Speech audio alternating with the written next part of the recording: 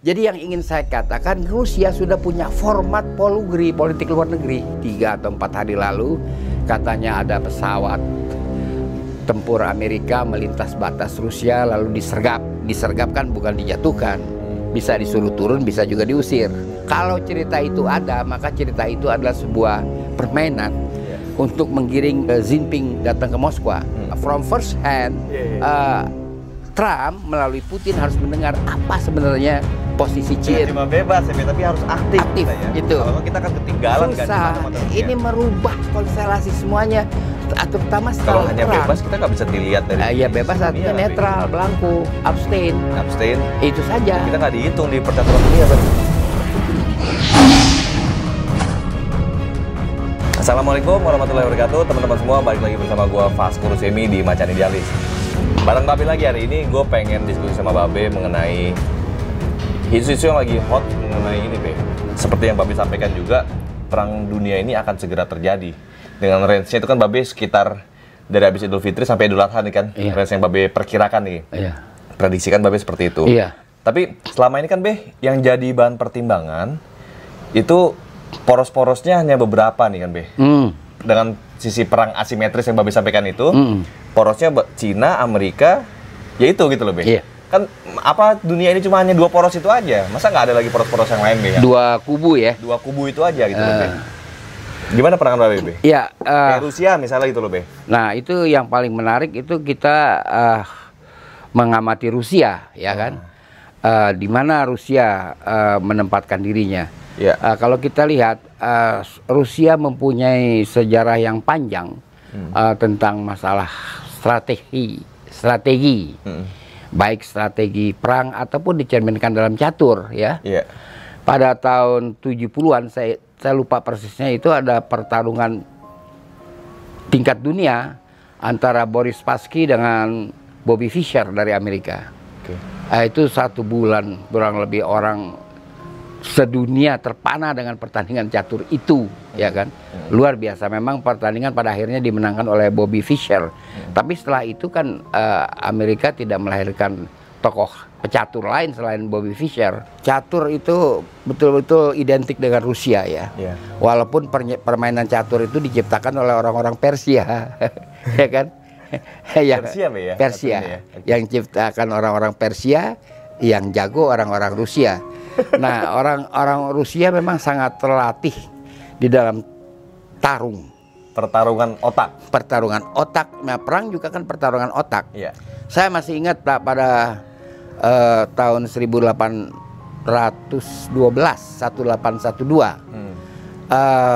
bulan Juni persisnya, serbuan tentara Napoleon Bonaparte ke Moskwa. Serbuan ke Moskwa itu diharapkan oleh tentara Prancis itu akan melahirkan perang yang sangat besar. Ternyata komandan keamanan kota Moskwa dari orang Rusia itu, Jenderal Kutuzov, memutuskan meninggalkan kota Moskwa. Kota Moskwa ditinggalkan, seluruh penduduk juga pergi. Di musim dingin itu, tentara Napoleon tidak mendapatkan anggur di Moskwa, juga tidak mendapatkan wanita, nggak ada. Akhirnya anggur dan wanita, kenikmatan perang pada masa itu gitu, Be? Tidak ada, semua tidak ada, kosong. Kota Moskwa itu kosong, karena semuanya sudah ditarik pergi keluar. Lalu dengan wajah yang sangat kesal dan kecewa, pasukan Napoleon dan Napoleon Bonaparte sendiri meninggalkan Moskwa. Pada ketika itu, jenderal-jenderal Rusia mendesak kepada Jenderal Kutuzov untuk attack pada waktu itu juga. Tapi Jenderal Kutuzov nggak mau. Pada saat itulah keluar ucapan dia yang paling terkenal dalam pelajaran strategi. Janganlah kamu petik buah apel selagi mentah. Itu ucapan Jenderal Kutuzov. Ketika dia jauh dari Moskow dan meninggalkan perbatasan, melintasi sebuah sungai, disitulah dihantam pasukan dalam nih, Be, jangan kau Napoleon. petik buah apel selagi mentah. Itu pas matang lah, gitu. Itu Jenderal Kutuzov. Nah, itu satu dasar-dasar strategi peperangan yang model Rusia, ya kan. Kita lihat juga bagaimana dalam Perang Dunia Kedua dia diserang oleh Jerman, tapi akhirnya juga dia masuk ke Berlin sisi timur kan, Berlin sisi barat tentara sekutu kan gitu. Lalu kita lihat bagaimana permainan dia dalam Perang Dingin. Dia di situ dia saya rasa dia keliru mengikuti permainan Amerika, berlomba persenjataan. Sementara ekonomi dia tidak mendukung. Lalu lepas dari Perang Dingin itu terjadilah perestroika kan, perubahan di Uni Soviet. Banyak negara-negara yang lepas ya, Slovenia maupun negara-negara Kaukasia itu lepas dari Uni Soviet, tinggal Rusia saja. Nah, ketika Rusia saja ada kepemimpinan Gorbachev, ada Boris Yeltsin, lalu muncullah Putin. Putin dianggap sukses. Putin dianggap sukses, dan dia pada kira-kira 7 tahun lalu tiba-tiba dia muncul di dalam Russian Idol, pemilihan bintang-bintang pop.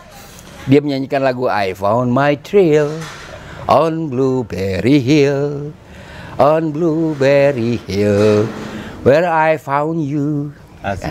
The moon stood still on Blueberry Hill. Saya itu terpana mendengarkan bukan lagunya saja, tapi kenapa pilihan Putin Blueberry Hill. I found my thrill. Itu yang luar biasa. Jadi yang ingin saya katakan di Russian Idol itu ya? Di Russian Idol. Jadi yang ingin saya katakan, Rusia sudah punya format polugri, politik luar negeri. Begitu. Jadi walaupun ada cerita lah yang tidak dapat diterima begitu saja kebenarannya, 3 atau 4 hari lalu katanya ada pesawat tempur Amerika melintas batas Rusia lalu disergap, ya kan? Disergap kan bukan dijatuhkan, bisa disuruh turun, bisa juga diusir, ya kan itu. Lalu kemudian beberapa jam kemudian Xi Jinping datang ke Moskwa, bertemu dengan Boris Yeltsin. Apakah ini sebuah drama permainan untuk memancing Xi Jinping datang ke Moskwa? Yang sebenarnya juga sepengetahuan Trump, ya kan? Kalau cerita itu ada, maka cerita itu adalah sebuah permainan untuk menggiring Xi Jinping datang ke Moskwa. Karena bagaimanapun juga dari tangan pertama, from first hand, Trump melalui Putin harus mendengar apa sebenarnya posisi Cina. Apa? Nah, ini dari yang menarik. A1 langsung. A1. Jadi kita lihat kalau di dalam front Laut Cina Selatan, nampaknya Rusia tidak akan berpihak kepada Cina, nggak akan, tidak akan diharap itu. Karena senjatanya juga sudah diperbantukan untuk India kan, banyak. Walaupun notabene punya kesamaan ideologi, tapi kan dia pecah karena ideologi itu, ya kan? Ketika zaman Mao Zedong kan, PKC itu meninggalkan Komintern ya, komunisme internasional ditinggalkan oleh PKC ketika itu. Nah, Partai Komunis Cina meninggalkan komunisme internasional. Nah, setelah sekarang di bawah Putin, permainannya lebih cantik ya. Bagaimana tidak ketahuan betul, ternyata dia melindungi Bashar al-Assad. Bashar al-Assad dia lindungi kan. Kita lihat kemudian. Nah, kalau di front Timur Tengah, saya kira dia akan membantu Persia. Rusia. Akan membantu Persia. Kalau di front Timur Tengah. Cuma karena hubungan antara percaturan itu aja? Dia tidak sekedar karena Iran menciptakan catur lalu yang menikmati Rusia. Tapi lebih dari itu dalam politik minyak. Ya kan, dalam politik minyak. Dia mesti bersahabat dengan negara-negara penghasil minyak, negara Timur Tengah. Jadi tidak mungkin mereka akan orang-orang Rusia itu akan memberi angin kepada Israel. Itu. Nah, sekarang yang jadi persoalan dengan Israel sekarang, dari Rusia dia tidak bisa berharap apa-apa. Dari Cina, Cina itu ke Iran ya, banyak membantu program-program Iran, Cina. Lalu Israel kemana? Siapa yang mau bantu dia? Tentu ada, kita nggak tahu. Amerika selama ini kan disupport oleh Amerika, Amerika yang mana kan jadi kita nanya, ya kan? Amerika yang mana? Yang membantu dia. Itu nggak jelas. Nah, kembali kita ke Laut Cina Selatan, Cina mengincar betul front darat berbatasan dengan India kan. Sekarang kekuatan Cina di situ, India juga siap di situ. Apa ini titik ledak yang pertama dari perang Laut Cina Selatan? Saya tidak sepakati sebagai perang dunia ya. Itu masih regional kok perangnya. Di sana atau di tempat lain atau Hong Kong, kita nggak tahu. Karena masalah dengan Hong Kong yang repot kan menyelesaikan masalah moneternya kan. Kan tidak segampang itu. $1 Hong Kong dipersamakan dengan 1 yuan kan. Apa mau orang menukarkannya? Nah, ini persoalan. Di samping itu juga kan ada perjanjian ketika Hong Kong dilepas karena kontrak sewa Inggris itu 99 tahun. Dengan City of London. City of London di belakang itu. Tapi dengan Britain kontrak itu 99 tahun sewa Hong Kong, kan ada perjanjian pelepasannya, nggak begitu saja. Bisa Cina secara sepihak mengatur bahwa sekarang Hong Kong nggak ada pemerintahan, Hong Kong harus masuk, nggak ada paspor Hong Kong dan sebagainya, kan nggak sekedar itu. Jadi bisa ini juga titik ledak dari Hong Kong bisa, ya kan. Nah, berita yang terbaru kita mendengar bahwa pihak Britain, Inggris itu menarik stafnya dari Korut, kan? Sedangkan kita pernah membahas bahwa Korea Utara ini amat sulit juga ditebak posisinya di mana. Lalu kenapa Inggris menarik dari Korut? Nah, itu. Jadi ini titik-titik walaupun kedekatan antara Korea Utara dengan Cina sangat dekat kan, Be? Korea Utara sejauh itu sepertinya begitu. Ideologi masih sama kan, Be? Iya, sepertinya begitu. Sejauh ini sepertinya begitu. Tapi apa seperti itu? Hubungan Korea Utara dengan Amerika Serikat tidak dapat disimpulkan tidak erat, ya kan? Tidak dapat disimpulkan begitu saja. Jadi ini banyak sekali pemain-pemain dalam front Laut Cina Selatan ini yang tidak begitu gampang kita menebaknya. Tadi kita sudah bicara Rusia, kita juga sekarang bicara Korea Utara, nggak gampang. Nah, sikap netral yang diambil oleh pemerintah Indonesia saya kira benar ya. Tetapi kan ada rumusan politik bebas dan aktif, ya kan? Jadi juga aktifnya bagaimana itu, unsur aktifnya. Karena kalau kita bicara sederhana saja, kalau sudah sampai perang ini kepada tingkat menutup jalur dagang, berarti kan kena Selat Malaka. Selat Malaka itu ada belahan dikontrol oleh Malaysia, ada belahan dikontrol oleh Indonesia, ya kan? Tetapi kita jangan lupa, kita nggak berhasil bikin jembatan Selat Sunda. Jangan kita lupa kan, ya kan? Katanya ada yang keberatan karena dia nggak bisa melintas selat itu kalau ditutup jembatan. Itu juga kita jangan lupa. Lalu kita juga berharap bahwa setelah perang itu industri Amerika yang di Cina itu akan direlok, antara lain ke Indonesia. Sudah disebut Brebes, ya kan? Tempatnya, ya kan? Apa akan begitu terus? Apa Amerika akan pegang janjinya? Ya kan? Kalau kita tidak aktif dalam menjalankan politik bebas dan aktif. Unsur aktifnya mana? Itu. Kalau hanya bebas kita nggak bisa dilihat dari ya bebas artinya netral, belangko, abstain. Itu saja. Kita nggak dihitung di percaturan dunia berarti. Iya, kira-kira begitu. Jadi menurut Babe gini, Be, ada poros yang tersendiri yang Babe bilang tadi Rusia. Rusia itu dia punya kekuatan sendiri yang nggak bisa juga kita pandang sebelah mata. Nggak bisa. Ini kekuatan besar pada masa itu. Kekuatan besar ya. Di luar dari ideologinya pun sama dengan Cina pada masa lalu. Walaupun resminya udah dia nggak bicara komunis lagi kan. Nggak bicara komunis lagi. Tinggal kekuatan komunis di dunia ini kan tinggal Cina sama Korea Utara kan, Be? Korut ya ada di Latin Amerika, masih ada Kuba. Nah, gini, Be, saya kok tetap melihat ada sebenarnya poros lain sebenarnya, Be, yang mungkin juga harus dihitung di mata dunia kalau misalnya poros itu bisa bersatu. Poros ASEAN, Be. Iya mestinya. Jadi kalau sementara ini kita lihat macam-macam ya.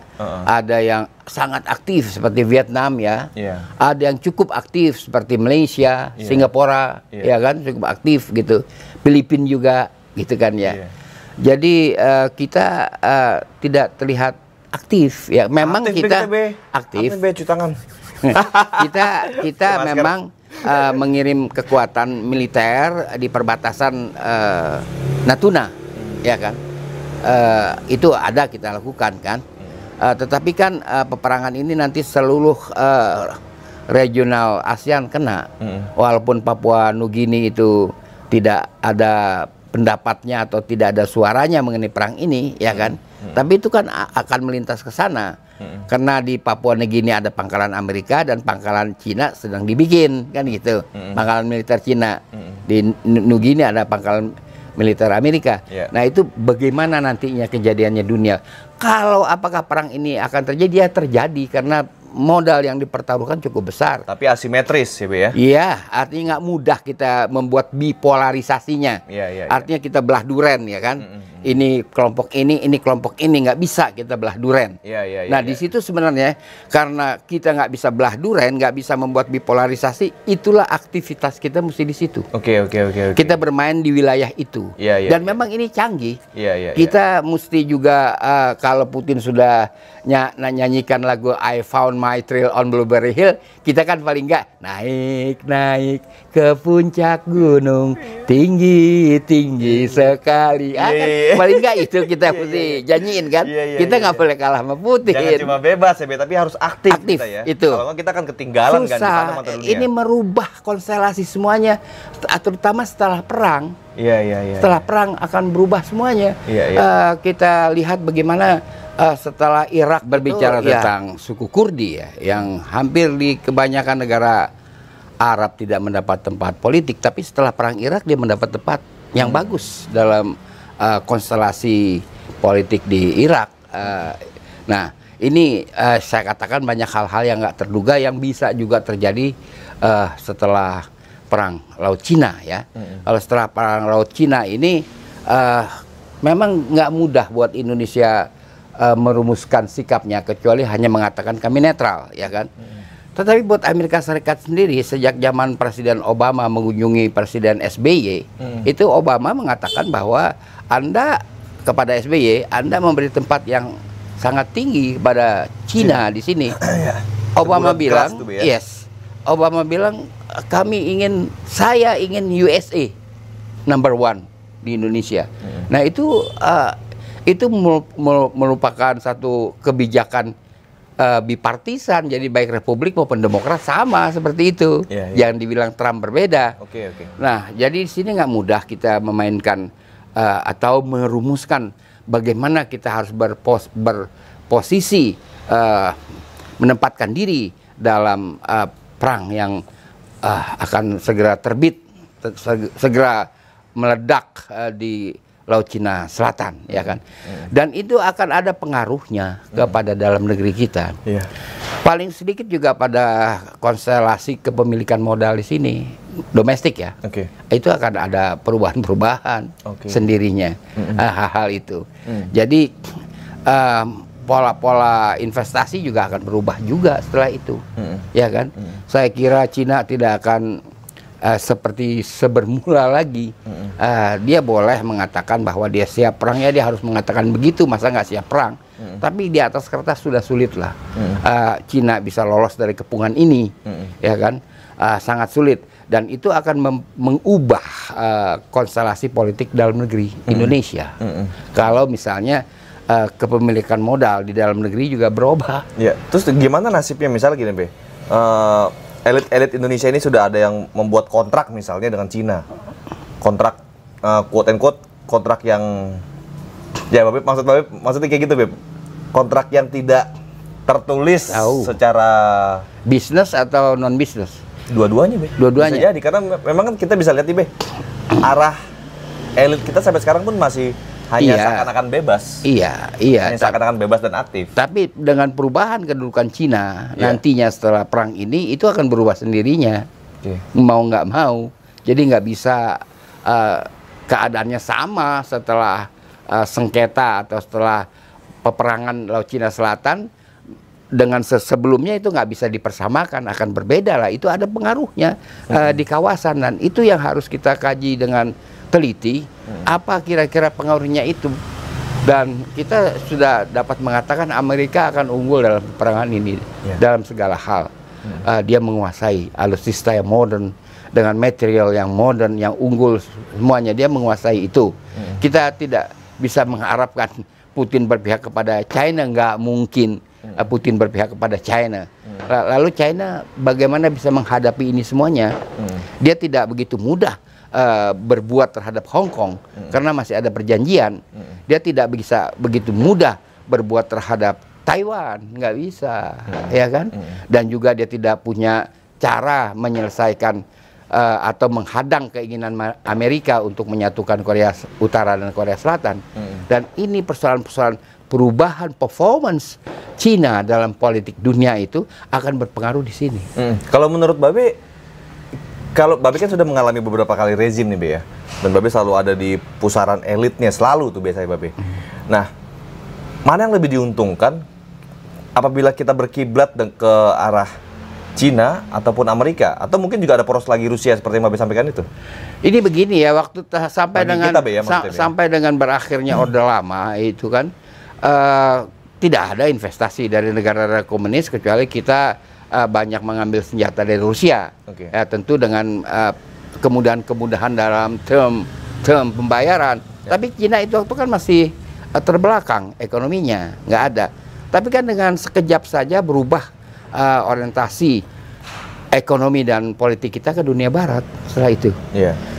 Nah, kemudian datanglah reformasi kan. Itu yang namanya barat dirumuskan kembali. Barat yang bagaimana, ya kan? Barat yang kita alami sampai dengan sebelum Trump berkuasa kan barat yang kayak apa, ya kan? Barat yang berbau City of London kan? Nah, sekarang Trump ini lain lagi. Dan tampaknya dia akan terpilih lagi dalam Pilpres Amerika yang akan datang. Nah, itu pengkajian itu diperlukan, pengkajian strategis namanya. Diperlukan agar kita namanya segera menentukan kemana kiblat kita gitu. Kan kita nggak begitu mudah. Indonesia akan selesai. Masalahnya akan kalau kita angkat Muhammad Nuh jadi presiden kan nggak semudah itu. Ya kan? Tapi gini loh Be, kondisi seperti ini kalau kita mau pragmatiskan, berarti konstelasi kita di 2024 nanti ini bisa kemungkinan tokoh-tokoh lama tuh bergantian, udah bukan tokoh-tokoh lama lagi yang dikenal sekarang sebagai calon presiden yang muncul nih Be. Maksudnya the existing generation ya kan, generasi yang sekarang. Saya nggak bisa menyimpulkan secara tajam, tapi saya kira ada perubahan generasi itu aja. Ada perubahan generasi. The existing generation yang ini saya nggak tahu dia bakal kemana, ya kan?